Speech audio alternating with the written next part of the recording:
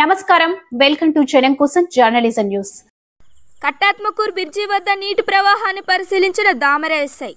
కట్టాత్మకూరు గ్రామంలోని బ్రిడ్జి వద్ద నీటి ప్రవాహం ఎక్కువగా ఉన్నందున ప్రజలు అటువైపు వెళ్లకూడదని, వాగు ప్రవహిస్తున్న స్థలంలో చేపలు పట్టడం గాని, వాగులోకి దిగి వీడియోలు సెల్ఫీలు తీసుకోవడం గాని చేయకూడదని హెచ్చరించారు.